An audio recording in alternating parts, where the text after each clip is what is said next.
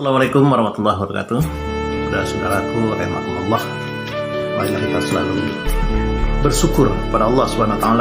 Mudah-mudahan kita selalu diberi kesehatan, diangkat segala penyakit kita, dimurahkan rezeki kita, dan sangat penting sekali mudah-mudahan kita selalu dikuatkan iman kita, selalu diberi hidayah, diberi petunjuk, dipanjangkan umur sehingga kita bisa berjumpa dengan bulan Ramadan yang sebentar lagi akan datang.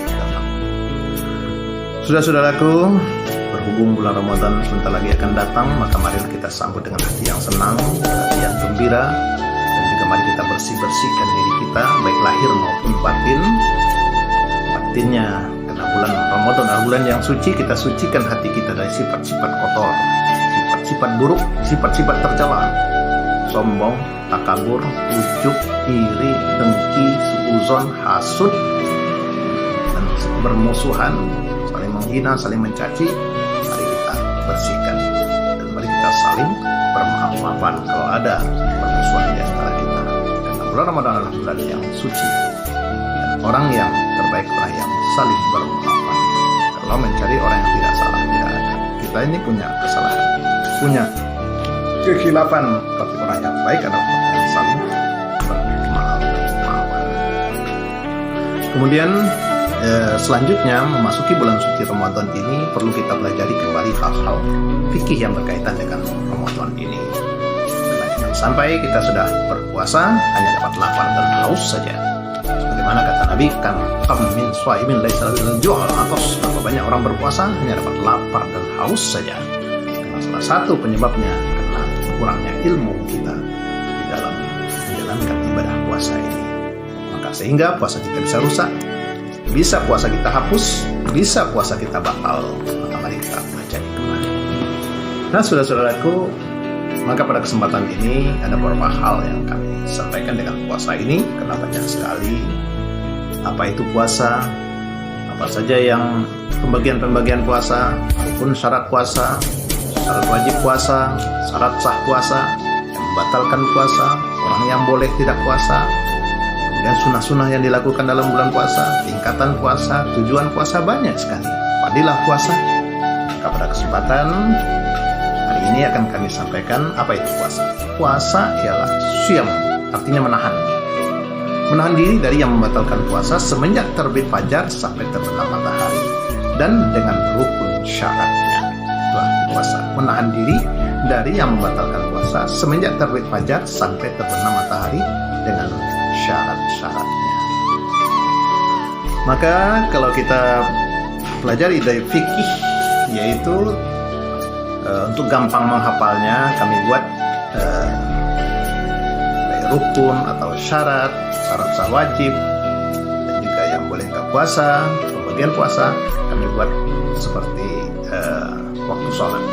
Dari sholat asar 4, maghrib 3, isya 4, subuh 2, zuhur 4. 4 yang pertama, pembagian puasa.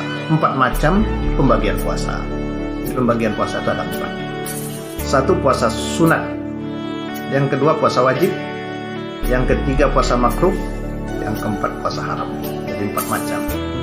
Puasa sunat sudah tahu kita, Senin Kemis, kemudian setiap bulannya 13, 14, 15 yang berkaitan dengan bulan Syawal, bulan Zulhijjah, bulan Muharram. Sunat wajib itulah puasa Ramadan selama 30 hari, dan juga puasa kifarat, puasa nazar, itu wajib.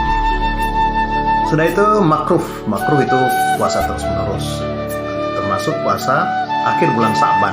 Jadi besok mau Ramadan itu kita disuruh jangan puasa, kita berbuka. Jadi ada batas antara Sa'ban dengan Ramadan.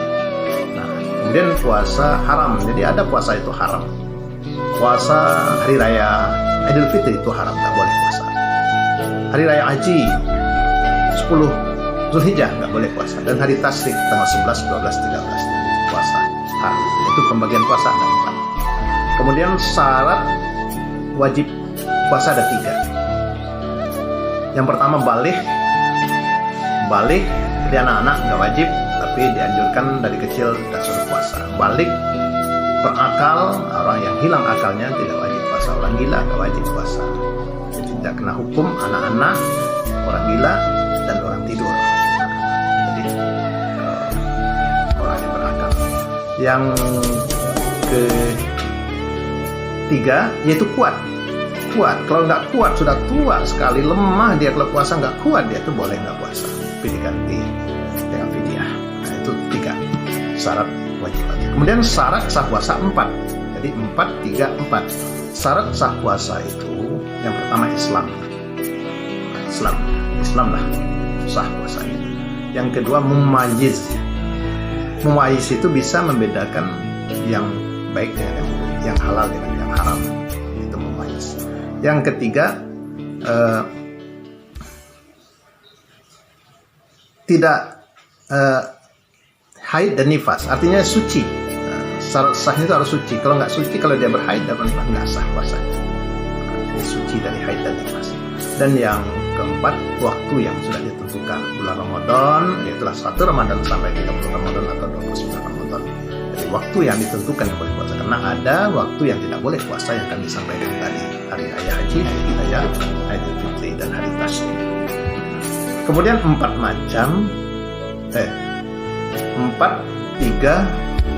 macam sah puasa, 3 macam syarat wajib puasa. Kemudian 2 subuh. 2 ini adalah rukun puasa. Rukun puasa itu hanya 2. 1 niat. Jadi kita berniat, malam harinya kita berniat bahwa kita akan puasa, karena niat itu harus berbarengan dengan ibadah puasa itu sendiri. Kita niat mau sholat, kalau kita berdiri itu kita berniatlah bahwa kita mau sholat. Orang mau ihram, sudah berniat dari Bir Ali, kita dari Madinah, dari Bir Ali itu pasang niat, berlakulah rukunnya itu. Rukun dalam kita ihram itu. Itu juga puasa, kita berniatlah pada malam harinya bahwa kita puasa bulan Ramadan besok. Kecuali puasa sunnah. Puasa sunnah itu boleh kita berniat pagi harinya. Pagi-pagi pengen kita puasa, saya ingin puasa lah hari ini. Nah, niat kita pagi hari itu boleh. Tapi kalau puasa wajib kita berniat pada malam hari. Nah, itu rukun puasa, niat. Yang kedua, menjauhkan diri dari yang membatalkan puasa, menghindarkan diri, menahan diri dari yang membatalkan puasa. Dari terbit fajar sampai terbenam matahari. Kalau sudah terbenam matahari boleh. Batas waktunya itu kita tahan diri kita dari yang membatalkan puasa itu dari terbit fajar sampai terbenam matahari. Apa yang membatalkan puasa? Makan minum sengaja, muntah sengaja, hubungan suami istri, kemudian datang gila, yang kelima keluar mani. Nah itu juga akan batal puasa.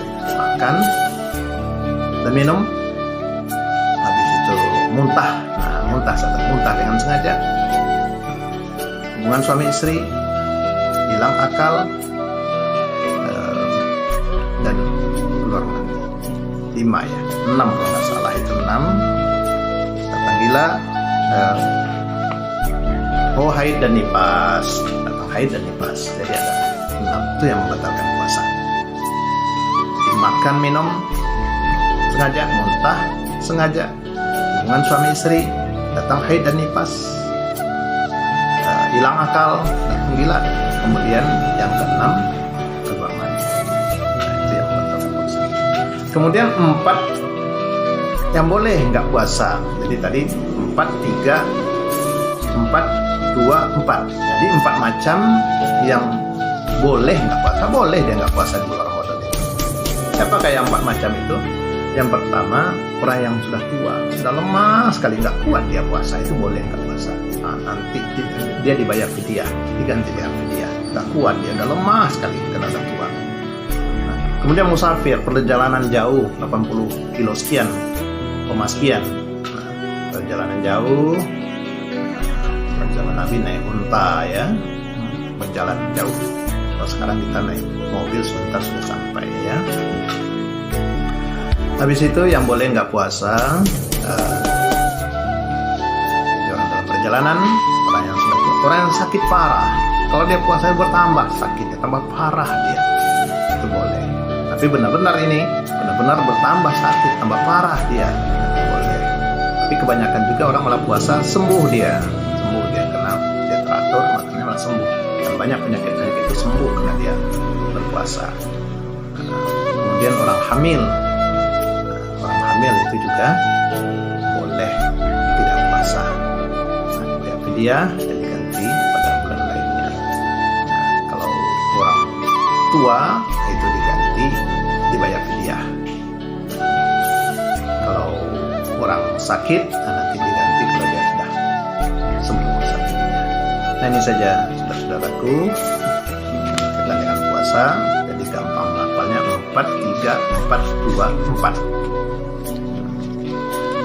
Bagian puasa, syarat wajib puasa, syarat sah puasa, rukun puasa, dan yang boleh tidak puasa. Kalau kita masih bicara tentang puasa ini, banyak lagi. Ada yang merusak puasa, jadi bukan membatalkan, merusak puasa. Puasanya sah tapi tidak dapat pahala.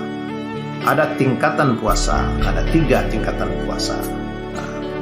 Khusus, puasa umum, puasa khusus berkhusus. Ada sunnah-sunnah yang kita lakukan di dalam puasa, tujuan puasa, dan fadilah puasa. Jadi banyak lagi. Ini saja, mudah-mudahan manfaat apa yang kami sampaikan yang berkaitan dengan puasa ini dalam kita menghadapi bulan puasa, sehingga mudah-mudahan kita menjalankan dengan sebaik-baiknya. Demikian, Assalamualaikum warahmatullahi wabarakatuh.